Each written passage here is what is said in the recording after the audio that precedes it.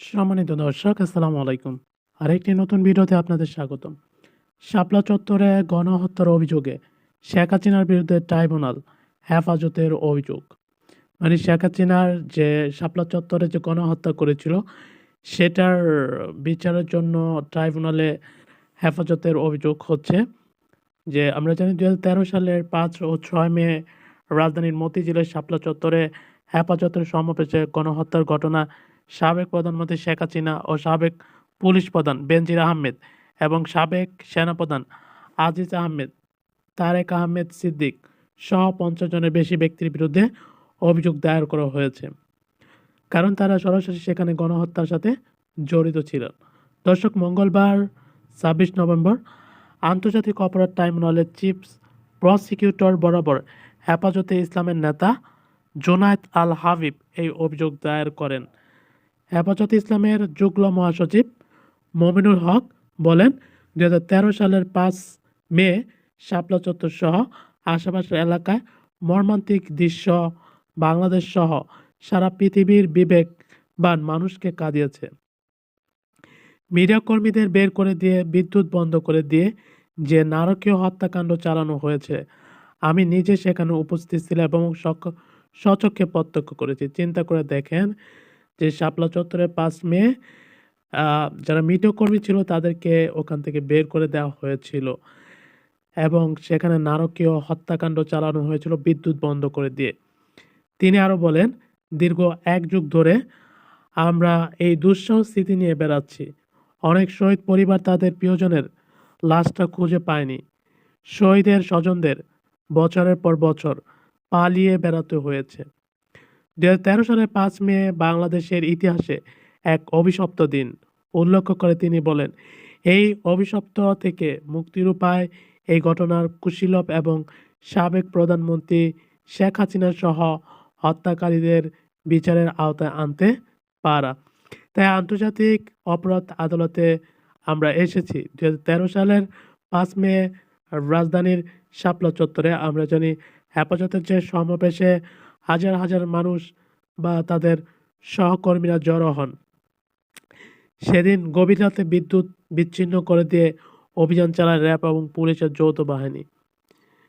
সেই অভিযানে হাজার হাজার মানুষ মারা যায়। দর্শক, চিন্তা করতে পারেন যে এরা কারা? হেফাজত ইসলাম তো আমাদেরই ভাই বোন।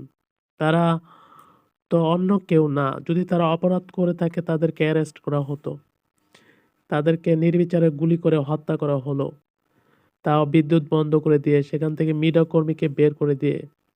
এটা আসলে কতটা নির্মম এবং কতটা ভয়ঙ্কর একটা জাতির জন্য, একটা আ একটা নেতা একটা দলের জন্য। দর্শক, আসলেও বাংলাদেশের যারা রাজনীতি করে তারা খুবই নারকীয় মাইন্ডের। তাদের মনের ভিতর দয়া মায়া এগুলো নেই। তারা শুধু ঘুষ, পাচার, অর্থ পাচার, মানি লন্ডারি, হত্যা, খুন এগুলোই তারা বেশি সবচেয়ে ভালোবাসে। বিশেষ করে শেখ হাসিনা যেই নারকীয় হত্যাগুলো করেছে আওয়ামী লীগের শাসন আমলে এই ১৫ বছরে, আল্লাহ কি তার সেই অভিশাপ থেকে তাকে মুক্তি দেবে? যারা নিষ্পাপ মানুষগুলো ছিল, যারা নিরপরাধ মানুষগুলো ছিল, তাদেরকে যেভাবে হত্যা করা হয় আমরা দেখেছি। ৫ই যে জুলাই এর আগে যে হত্যাগুলো হয়েছে। দর্শক, একটা জিনিস মনে রাখবেন, একজনকে দেখে অত্যাচার করতে দেখে যখন আরেকজন চুপ করে থাকে, হ্যাঁ, বোবা হয়ে যায়, তার কানের পর্দা বন্ধ করে বসে থাকে, অন্য একজন অত্যাচারীর আহাজার যখন কেউ না শোনে, তখন একজন উপরওয়ালা তো আছে, সে তো শোনে।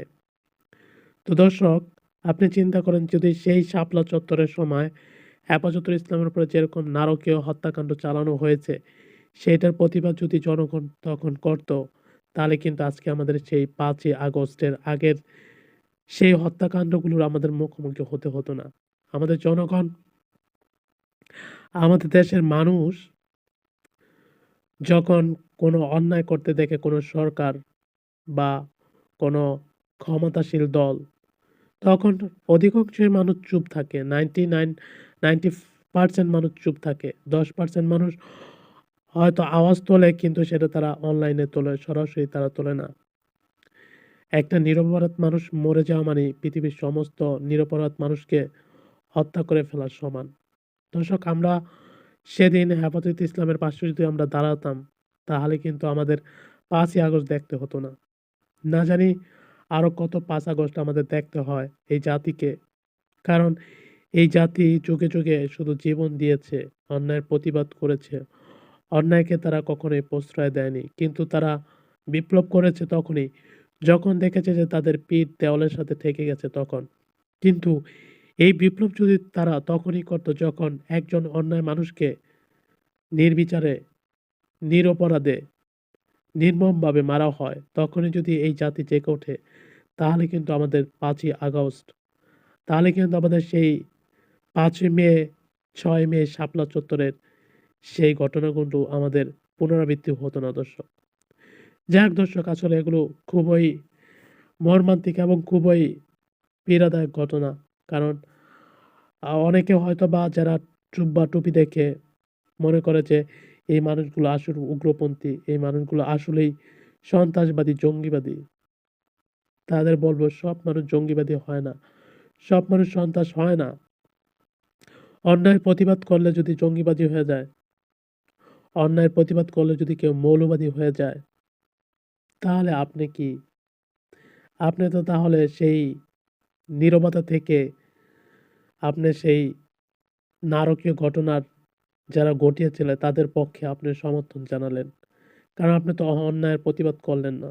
দর্শক, আসলে আমাদের দেশের মানুষ যারা ধর্মটাকে বেশি লালন করে বা দাড়ি টুপি যাদের মধ্যে আছে, তারা যদি কোনো অপরাধ করে, এই অপরাধটা আসমান এবং জমিনের সমান করে আমরা দেখি। কিন্তু অপরাধ যে কেউ করতে পারে। কারণ অপরাধ মানুষ যখন করে তখন মানুষ তার যে বোধগম্য শক্তি আছে, তার যে উপলব্ধি শক্তি আছে সেটা তখন হারিয়ে ফেলে। আমরা জানি শয়তান নামক একজন আমাদের পিছনে সবসময় লেগে থাকে। সে সবসময় আমাদেরকে খারাপ কাজে প্ররোচনা দেয়। সবাই কিন্তু দর্শক সেই খারাপ কাজের প্ররোচনা থেকে বাঁচতে পারে না। কাজেই একজন আলেম, একজন আ হুজুর, একজন মোল্লা যখন অপরাধ করে, সেটাকে আমাদের বড় করে দেখা উচিত নয়। সেটাকে আমাদের নিজেদের সাথে কম্পেয়ার করা উচিত। যে হ্যাঁ, সেটা আমিও করতে পারি। অপরাধ, অপরাধ সে যেই করুক না কেন। যাই হোক দর্শক, অনেক কথা বললাম। আমিও চাই যে শাপলা চত্বরে কি হয়েছিল সেদিন, সেটার সঠিক তদন্ত হোক এবং সঠিক বিচার হোক। আপনাদের মতামত কি সেটা কমেন্ট করে কমেন্ট বক্সে জানিয়ে দেবেন। দর্শক, বিদায় নিচ্ছি এখনকার মধ্যে। কথা হবে অন্য কোনো ভিডিওতে। ততক্ষণ পর্যন্ত ভালো থাকবেন। আসসালামু আলাইকুম।